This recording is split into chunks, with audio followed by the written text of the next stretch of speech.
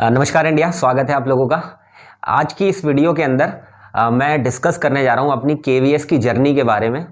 जी हाँ, जिन लोगों को पता हो कि मेरा डीएसएसबी में भी ऑलरेडी सिलेक्शन हो गया था और मैंने केवीएस का भी एग्ज़ाम फॉर्म फिल किए थे एंड केवीएस के भी रिटन एग्ज़ाम एंड इंटरव्यू सभी को सिलेक्ट करके मैंने केवीएस के पीजीटी में भी सिलेक्शन लिया था। अब ये जर्नी मेरी कैसी रही थी इसके बारे में इस वीडियो में डिटेल में बताऊंगा, जिससे आप भी वो सारी चीज़ें फॉलो कर सकते हैं और अपनी केवीएस की जर्नी को सक्सेस तक ले जा सकते हैं, दैट मीन्स सिलेक्शन तक ले जा सकते हैं। तो मेरी क्या एक्सपीरियंस रहा, मैंने कैसे रिटन एग्जाम के लिए प्रिपेयर किया, कौन कौन सी बुक्स पढ़ी मैंने, या मैंने इंटरव्यू को किस तरीके से प्रिपेयर किया था, या किन चीज़ों पर सबसे ज़्यादा मैंने फोकस किया इस पूरी, क्योंकि मेरे को ऐसा लगता है कि मेरी केवीएस की जर्नी जो है पूरी एक रोलर कोस्टर से भरी हुई थी। क्यों? क्योंकि उस टाइम पर मेरे पास DSSB का भी ऑप्शन था और केवीएस का भी ऑप्शन था, ठीक है। लेकिन केवीएस के अंदर सिलेक्ट होने के बावजूद भी मैंने DSSB में फाइनली सिलेक्शन ले लिया था, मतलब ज्वाइन कर लिया था। ज्वाइन मैंने इसमें नहीं किया था, बट मेरी जो पूरी जर्नी है वो काफ़ी अच्छी रही थी और मेरा पहले से ही जो सपना था वो केवीएस में ज्वाइन करने का था। तो चलिए इस वीडियो में डिटेल में बताते हैं और आई होप आपको ये वीडियो हेल्प करेगी आपकी केवीएस की जर्नी में। तो ये बात है कि जब मैंने DSSB में सिलेक्शन लिया था या उससे मैं ज्वाइनिंग की थी DSSB में, उससे पहले मेरे केवीएस का फॉर्म फिल किया था और केवीएस के फॉर्म फिल करने के बाद मैंने उसका रिटन एग्जाम दिया, जो कि मेरे काफ़ी अच्छी मार्क्स आए थे रिटन एग्जाम में। देन मैं फाइनली अपने इंटरव्यू के लिए भी गया था और इंटरव्यू मेरा मुंबई के अंदर हुआ था। और फिर फाइनली मेरे को जो ज्वाइनिंग मिली थी वो ज्वाइनिंग मेरे को उत्तराखंड का एक रानीखेत है, आपने सुना होगा, अल्मोड़ा के पास रानीखेत एक जगह है जो कि देहरादून रीजन के अंदर आती है केवीएस के, वहाँ मेरी ज्वाइनिंग हुई थी। बट मैंने DSSB को फाइनली ज्वाइन कर लिया था क्योंकि मेरा केवीएस में पीजीटी इंग्लिश के लिए सिलेक्शन हुआ था। फिर DSSB मेरे को दूर ना जाने की वजह से ज्वाइन करना पड़ा और उसमें मैंने पीआरटी के तौर पर ज्वाइन किया था। मेरी केवीएस की जर्नी काफ़ी रोलर कोस्टर से भरी हुई रही थी, क्योंकि मेरा केवीएस में ही सपना था कि मैं केवीएस को ही ज्वाइन करूं, क्योंकि केवीएस से मैं बहुत ज़्यादा इन्फ्लुएंस था, क्योंकि मैंने उसका जो एजुकेशन को लेकर के पर्सपेक्टिव देखा या उसकी जो सोच है, जो उसके एस्पेक्ट्स हैं एजुकेशन को लेकर के, वो मुझे काफ़ी इन्फ्लुएंस करते थे। और मैंने सबसे पहले फॉर्म भी केवीएस का ही फिल किया था, DSSB का तो मैंने बाद में फॉर्म फिल किया। और जब मेरी फाइनल सिलेक्शन हो गया, मेरे को सब कुछ चीज़ें मेरे सामने तैयार है, बस मुझे ज्वाइन करने के लिए जाना है। लेकिन उसी समय पर मैंने DSSB को ज्वाइन करने का डिसीजन लिया।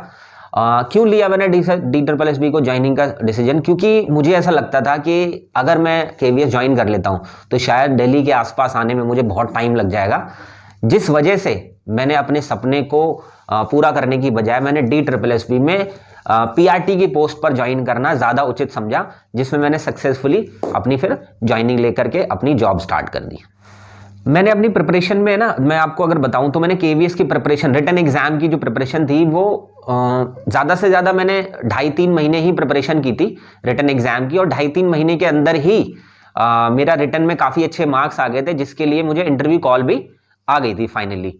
जी हाँ, आप लोग भी 2 से 3 महीने की प्रिपरेशन के अंदर केवीएस में सिलेक्शन ले सकते हो। मैं मानता हूं कि तब से लेकर के अब तक जो कंपटीशन है वो काफ़ी बढ़ चुका है और अभी राइट नाउ आपके पास बहुत सारे ऑप्शंस अवेलेबल है। यूट्यूब के ऊपर बहुत सारे लोग फ्री ऑफ कॉस्ट पढ़ा रहे हैं, मतलब इतना कंटेंट अवेलेबल है, इतना सारी चीज़ें ऑलरेडी केवीएस पूछ चुका है, तो अब एडवांस चीज़ें चल रही हैं।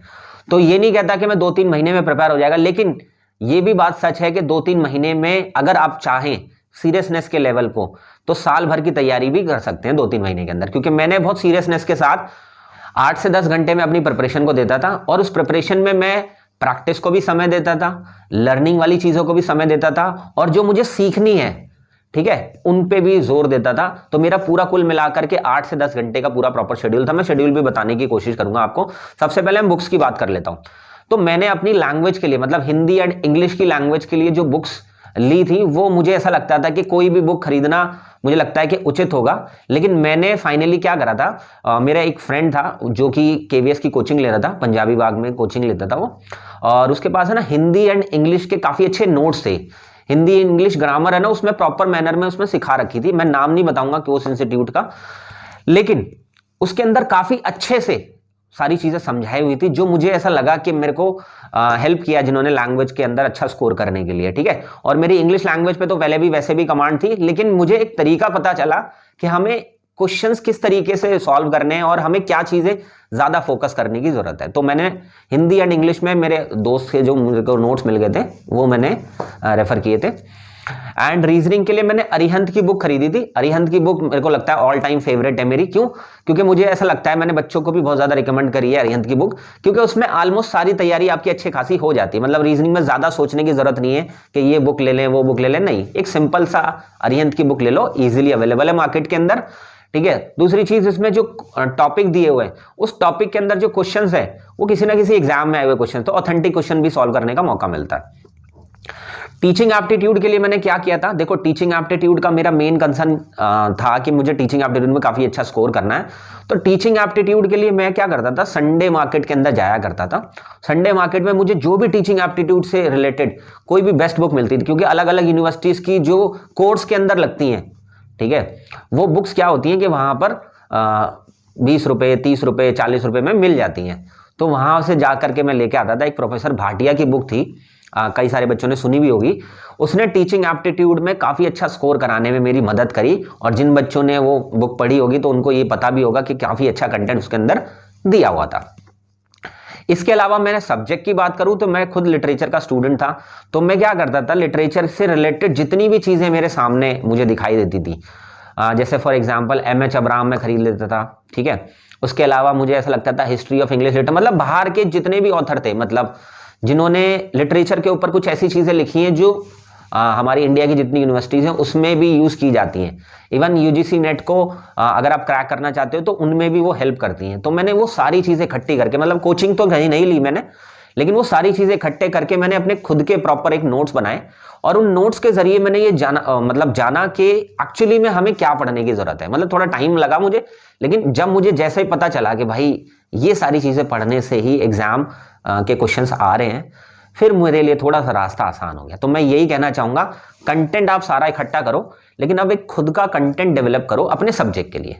ठीक है। ये मेरी आप लोगों को सजेशन होगी, क्योंकि मैंने ऐसा किया और मुझे बहुत फायदा हुआ था, और मैंने हर एक बच्चे को यही बताया, जितने भी स्टूडेंट्स को मैंने पढ़ाया उसके बाद, क्योंकि मैं उसके बाद कंटिन्यूसली डीएसएसबी और केवीएस के एग्जाम्स को पढ़ा रहा हूँ ऑफलाइन के अंदर, और ऑनलाइन भी अब मैंने पढ़ाना स्टार्ट किया है। तो मैं ये चीजें जो मैंने फॉलो करी, या मेरे बहुत सारे स्टूडेंट्स जिसकी वजह से सक्सेसफुल हुए, मैं सबको बताने में कोई परहेज नहीं करता, क्योंकि मुझे ऐसा लगता है कि अगर आपको सही गाइडेंस मिल जाए ना तो आप बहुत अच्छे स्कोर कर सकते हैं। ठीक है। अब मैं टाइम टेबल बता देता हूं कि टाइम टेबल मेरा क्या रहता था। टाइम टेबल को मैंने ना 4 हिस्सों में डिवाइड किया हुआ था। एक अर्ली मॉर्निंग, ठीक है, अर्ली मॉर्निंग में 6 से 8 के बीच में पढ़ता था। 6 से 8 का मतलब 2 घंटे में पढ़ाई करता था, और उस टाइम पर मैं सिर्फ करंट अफेयर्स और जो भी लर्निंग वाला कंटेंट होता था वो लर्निंग वाला कंटेंट ही करा करता था। और करंट अफेयर्स के लिए मैं पढ़ता था प्रतियोगिता दर्पण आती है एक, ठीक है, आप लोगों ने सुनी होगी, कंपटीशन सक्सेस के नाम से भी उसको बोला जाता है।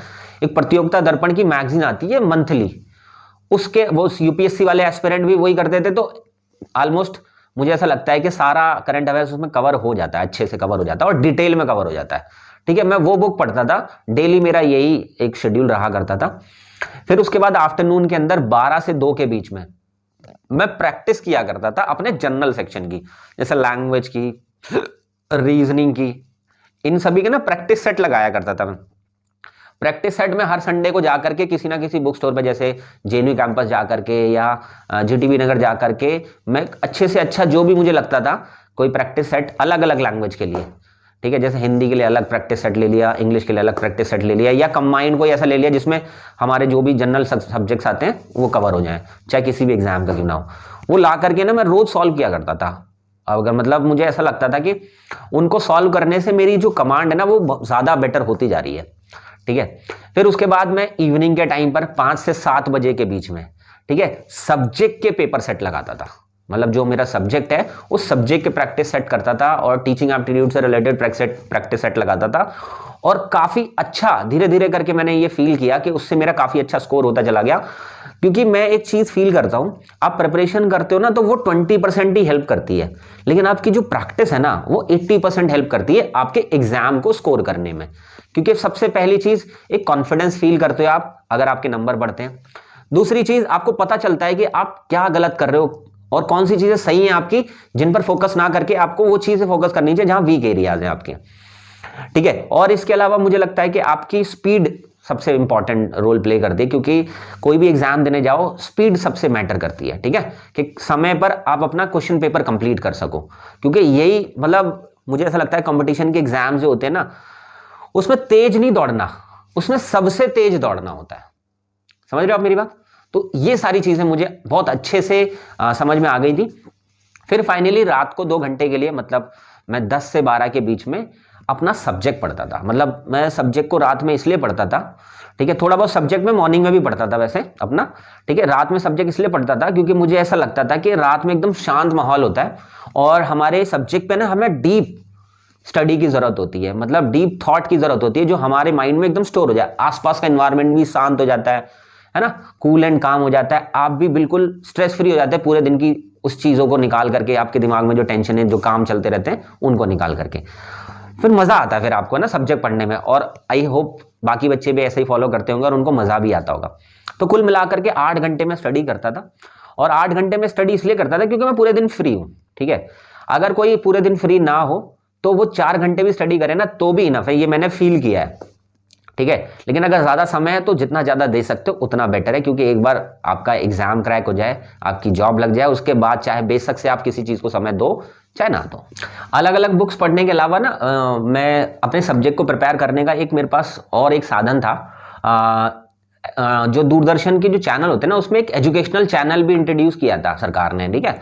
उस एजुकेशनल चैनल पर है ना क्या अलग अलग सब्जेक्ट के प्रोफेसर कुछ ना कुछ टॉपिक पढ़ाया करते थे। जैसे लिटरेचर के काफ़ी सारे टॉपिक्स आपको मिल जाएंगे, अगर आप यूट्यूब पे भी सर्च करोगे तो दिल्ली यूनिवर्सिटी के या अलग अलग यूनिवर्सिटीज़ के जो फेमस प्रोफेसर होते हैं वो उस दूरदर्शन के एजुकेशनल चैनल पर है ना पढ़ाया करते थे, टॉपिक पढ़ाया करते थे। कभी हिस्ट्री ऑफ इंग्लिश लिटरेचर पढ़ा दिया, कभी अमेरिकन लिटरेचर पढ़ा रहे थे, कभी कैरिबियन लिटरेचर पढ़ा रहे थे, कभी कॉमनवेल्थ लिटरेचर पढ़ा रहे थे, ऐसे करके ना अलग अलग। और सिर्फ ये लिटरेचर की बात नहीं कर रहा मैं, और भी बाकी सब्जेक्ट्स के लिए पढ़ाया करते थे, जिसमें बच्चों का जो कॉम्पिटिटिव लेवल है ना वो अच्छे से प्रिपेयर हो जाए। तो उसने भी बहुत अच्छा हेल्प किया, मतलब जिस तरीके से पढ़ाते थे वो मुझे ज़्यादा इन्फ्लुएंस करता था। मतलब मुझे ऐसा लगता था कि मैं भी कभी ऐसे बच्चों को पढ़ाऊं, और या मैं जो चीज़ें सीख रहा हूं वो मेरे को कितना, मतलब मैं कुछ जानता ही नहीं हूं, जो वो चीज़ें सिखा रहे हैं वो कितनी ज़्यादा यूजफुल है ना। तो वो मेरे को लगता है कि सब्जेक्ट में मेरी और ज़्यादा कमांड उसने की। और कुल मिलाकर के मैं आपको कहूं तो मैं ना हर सब्जेक्ट की, जैसे जो हमारे जनरल सब्जेक्ट्स होते हैं, जनरल सब्जेक्ट्स की मैं ना हर सब्जेक्ट के लिए अलग अलग बुक ही रेफर करता था। और मैं आपको भी रिकमेंड करूंगा कि कभी भी कोई भी एक बुक ना लें जिसमें सारे सब्जेक्ट्स हों, आप अलग अलग सब्जेक्ट की अलग अलग बुक लें, ये मेरी आपको सजेशन है, ठीक है।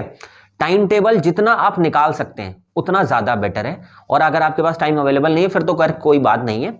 और एक चीज़ और, कई बच्चे ये सोचते हैं कि भाई 2 एग्जाम से एक साथ प्रिपेयर किए जा सकते हैं। मैंने दोनों एग्जाम प्रिपेयर किए हैं, DSSB और KVSB, ठीक है, और दोनों के अंदर सक्सेस हासिल की है मैंने। KVS में पहले मेरा सिलेक्शन हो गया था, लेकिन मैंने KVS को ज्वाइन ना करके मैंने DSSB को ज्वाइन किया, क्योंकि मुझे दिल्ली में ही जॉब करना और दिल्ली में ही रहने का थोड़ा सा डिसीजन मैंने बना लिया था, जिस वजह से मैंने रानीखेत में जो मेरा सिलेक्शन हुआ था उसको मैंने ज्वाइन नहीं करा। लेकिन मैंने इंटरव्यू क्रैक किया, इंटरव्यू के बाद फाइनल सिलेक्शन, मेरा सब कुछ हुआ, ठीक है। लेकिन उसके बाद जो मैंने सोचा कि हाँ भाई मुझे KVS ज्वाइन करना चाहिए, क्योंकि मुझे इंडिया ट्रैवल करने का बड़ा मन था। और यकीनन मैंने बेशक से KVS की जॉब नहीं करी, लेकिन मैंने इंडिया ट्रैवल जरूर किया उसके बाद। क्यों? क्योंकि जो चीज़ आप अपने सपने के लिए सोचते हैं ना, तो फिर आप बेशक से किसी तरीके से ना पहुंचे, लेकिन आप अपने तरीके से तो पहुंच ही सकते हैं, ठीक है। लेकिन मैं ये कहना चाहूंगा आपको, चाहे आप DSSB ज्वाइन करें चाहे KVS ज्वाइन करें, दोनों ही जॉब आपके लिए बेस्ट है, और दोनों ही जॉब को मैंने पास से एक्सपीरियंस किया है, उनकी ज्वाइनिंग तक एक्सपीरियंस किया है, ठीक है। और इसके अलावा अगर कोई भी सवाल हो, आप जानना चाहते हो कि सर ये चीज़ बताइए, मैं इसके बारे में जानना चाहता हूं, क्योंकि मैंने वो खुद एक्सपीरियंस की हर एक चीज़, तो अगर आप पूछेंगे तो मुझे बताना, मैं ज़रूर एक ना एक वीडियो के अंदर आपको बताऊंगा।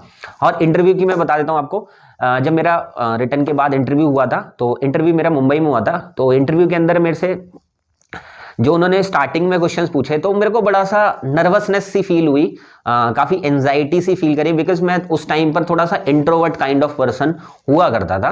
और हमारे में से जो भी बच्चे इस वीडियो को देख रहे हैं वो भी बहुत इंट्रोवर्ट हुआ होंगे शायद। लेकिन एक टाइम ऐसा आता है जिस टाइम पर आपको ना उस अपनी जो वीकनेस है उससे लड़ना पड़ता है। और आज अगर मेरे को कोई भी मिलेगा तो वो कभी नहीं कहेगा कि मैं कोई इंट्रोवर्ट काइंड ऑफ पर्सन था, क्योंकि मैंने अपने आप को पूरी तरीके से बदल दिया। लेकिन अब बात आती है यहाँ पर कि इंटरव्यू में फिर मेरा सिलेक्शन कैसे हुआ।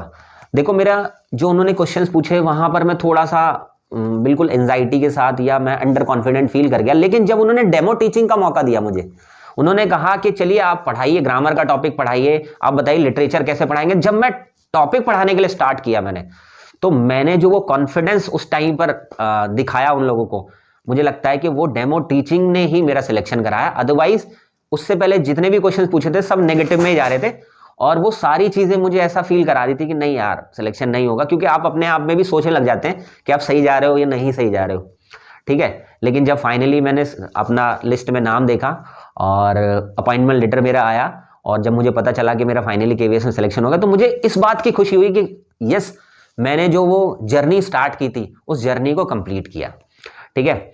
और आप लोग भी अपनी जर्नी को कंप्लीट कर सकते हैं। 2025 एक ऐसा साल है जिसमें बहुत सारी वैकेंसीज आपका वेट कर रही है, क्योंकि 2022 के बाद केवीएस ने वैकेंसी नहीं निकाली है। मैं कोशिश करूंगा कि अपने एक्सपीरियंस से मैं आपको बहुत सारी चीजें बता सकूं जो आपके केवीएस के एग्जाम क्रैक करने में हेल्प करें, ठीक है। तो चलिए मिलूंगा किसी और नई वीडियो के अंदर, तब तक के लिए जो भी मैंने चीजें बताई हैं इनसे अगर आपको कोई हेल्प हो सके तो प्लीज ट्राई कीजिएगा। चलिए, ओके, ऑल द बेस्ट।